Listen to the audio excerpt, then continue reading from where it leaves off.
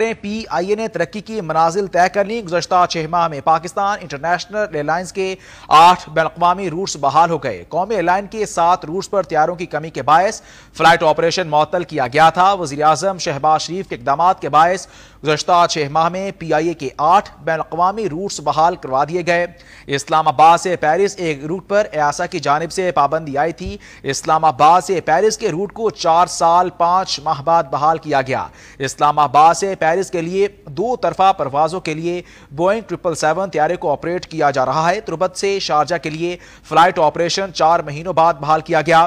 تربت سے شارجہ 2 طرفہ پروازوں کے لیے ٹی آر طیارے کو آپریٹ کیا جا رہا ہے۔ تربت سے العین روٹ کو 5 ماہ بعد بحال کروایا گیا، جبکہ تربت سے العین 2 طرفہ پروازوں کے لیے اے ٹی آر طیارے کو آپریٹ کیا جا رہا ہے۔ گوادر سے مسقط روٹ کا بھی 13 مہینوں بعد بحال ہونا ایک خوشائند بات ہے۔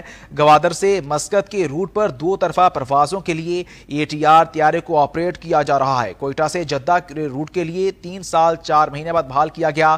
کوئٹہ سے جدہ 2 طرفہ پروازوں کے لیے ٹی آر طیارے کو آپریٹ کیا جا رہا ہے۔ فیصل آباد سے جدہ کا روٹ بھی 3 سال 4 ماہ کے بعد بحال کیا گیا۔ فیصل آباد جدہ روٹ پر 2 طرفہ پروازوں کے لیے A320 کو آپریٹ کیا جا رہا ہے۔ فیصل آباد سے مدینہ کے روٹ کو 3 سال 4 مہینوں کے بعد بحال کروایا گیا۔ فیصل آباد سے مدینہ کے روٹ پر 2 طرفہ پروازوں کے لیے A320 طیارے کو آپریٹ کیا جا رہا ہے۔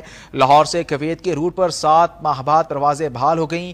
لاہور سے کویت کے روٹ پر 2 طرفہ پروازوں کے لیے A320 طیارے کو آپریٹ کیا جا رہا ہے۔